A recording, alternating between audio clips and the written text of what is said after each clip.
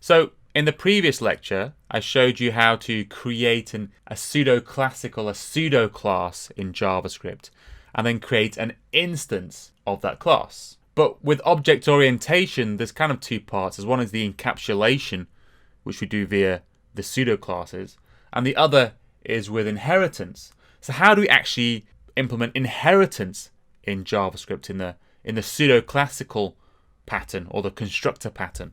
I'm going to add some code just to start explaining this a little bit more. Let me create some space for myself here. The first thing I'm going to do is just remove this full name function here on the person, the body of the person function. And then let's just call the function we had on the prototype just full name there. And then let's get rid of that. And actually let's get rid of these two lines of code here as well. So now what I want to have is I want to have another pseudo class called professional, which inherits from person, which has all of the properties of person, which has all of the functions, the member functions of the person pseudo class, but lets me then add perhaps more properties, perhaps more functions, just add another bit of behavior onto it. So the type of class I want to create is something called a professional. So by professional I mean somebody who is a professional person, a person with a job, and perhaps they have an honorific, Mr., Doctor, something along those lines. They'll also still have a first name and a last name as well. Okay, perhaps let's just start off by copying and pasting what we have in the person object, but then additionally adding in honorific. I mean, that's not a very... Anytime you're copying and pasting code, you're probably not doing it right. And this isn't the right way of solving this problem. The right way of solving this problem is we kind of need to call the body of person here. We need to call this code here. But with the this that's defined in the professional function constructor. So if you remember, we can do that by calling person.call. Okay, so now we're calling the person function, but we want to pass in the this that is in the professional function constructor. Okay, and then we would pass in whatever first name and last name parameters that we have here. So those of you coming from other languages perhaps might think of this as calling the base class function. In Python, you might think of it as calling the super function. But this doesn't actually set up any kind of inheritance patterns. All this does is it executes the same body of the person object from the body of the professional object, just to save us from having to copy and paste code from our base class into our derived class. Okay, so it's just calling the base class function. It's not actually implementing any inheritance. Okay, let's do something else. Let's now add a function to our professional prototype. So I've just copied and pasted some code in. Actually, professional is spelled wrong there. I've just copied and pasted some code in. I now have a function on the prototype of our professional function constructor of our professional pseudo class. The function is called professional name, and it's very similar to the full name function on the person prototype. It's just we're adding in the honorific as well. Let me add a semicolon there. And now let me instantiate that. Let's keep it as prof, new professional, Dr. Asim Hussein. I'm actually not a doctor. I don't have a PhD or anything. But just as an example, I'm showing you this. And then let's just console log it underneath, just so we can debug our way through. So we've got the base class, the base pseudo class of person. We've attached the full name function to the base class, to the base pseudo class via the prototype. We've then got a professional class, and we call the person function constructor from our professional class to set up the properties on the professional class the same way they're getting set up in the base class in the base person class.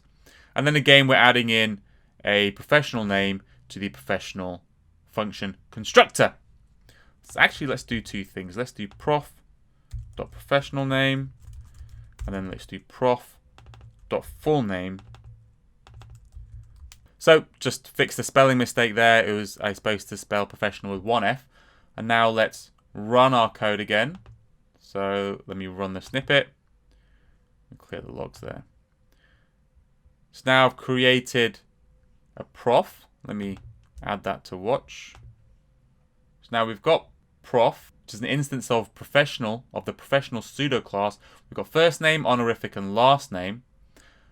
And let's see what happens when we try and print the professional name. So this is on the professional prototype. Let's step over that. And as we expect, it's printing out Dr. Asim Hussein. But let's see what happens when we try and step over the full name function. There you can see type error, prof full name is not a function.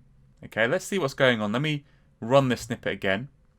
So you can see it's going to search for the professional name function. It can't find it on the professional object, so it will then look in the prototype. And there you can see it's going to find it in the prototype.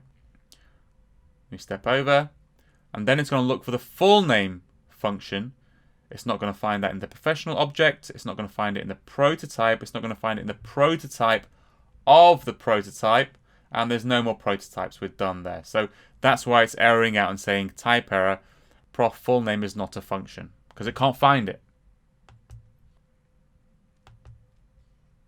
Okay, so we haven't actually implemented any inheritance really here. How do we make it so that we can inherit the full name function in our prof instance there, in our professional class here? How do we inherit that functionality from the person pseudo class? So the reason for that is that we only have one prototype. That this prototype here isn't available from the professional object here. Now we can solve that pretty easily. I'm just going to type in some code here. Okay, so professional.prototype is equal to object.createPerson.prototype. And now when I run this snippet again, oh, sorry, spelling mistake again. It should be 1F. Be clear.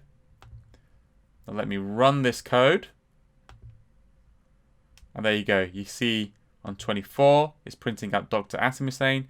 And on 25, it's printing out Asim Hussein. So this line here, this is the magic. This is how we add inheritance into our pseudo-classical JavaScript classes. Now what does this do? I'm going to explain with a bunch of slides. Okay, so we have two pseudo classes. We have our person class on the right hand side, and we have our professional class on the left hand side. And the prototype for the person pseudo class has the full name function. But actually the two completely unrelated things. There are no links between these two chains here. How do we make it so that the full name function is available to instances of the professional pseudo class? So let's go through this step by step. Okay. So we are replacing the existing prototype object on the professional function with one created by object.create. Okay. Now remember, object.create creates an object whose prototype, whose __proto___ property points to the object passed in as the first parameter. And the object we've passed in as the first parameter is the person.prototype. So what we're doing now is we're creating a link from the professional prototype to the person prototype, and then it may go to object and down to null again. So we end up creating something a bit like this. So we have our prof instance, which has a prototype which points to the prototype of our professional function, which then now points to the prototype of the person function, which then, well, in reality, it points to object and then null, but I've run out of space on the screen.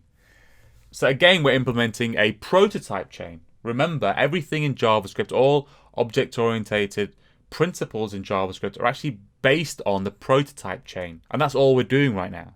And since the full name function is now on the prototype chain for our professional instance, we can now call it.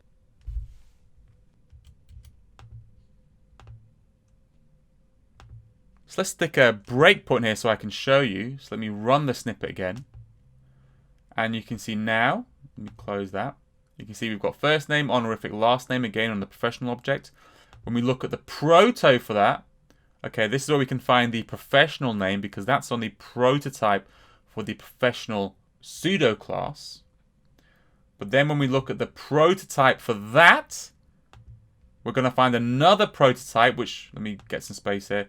And in there, this is the person prototype we're now looking at here in this section here. And here you can find we've got the full name function.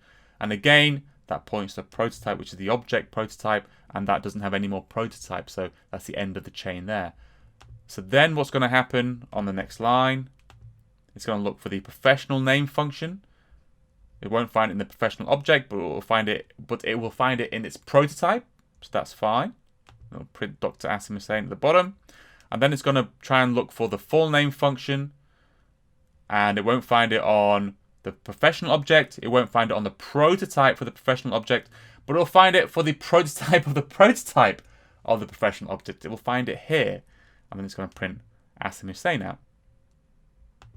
So that's it. That is pseudo-classical inheritance. I showed you how to create one of these pseudo classes using function constructors and the new keyword. I showed you how to add properties and member variables to these classes just by assigning them to this in the function constructor. I showed you two ways of adding member functions, directly on the function constructor itself or by adding them to the prototype, the function prototype.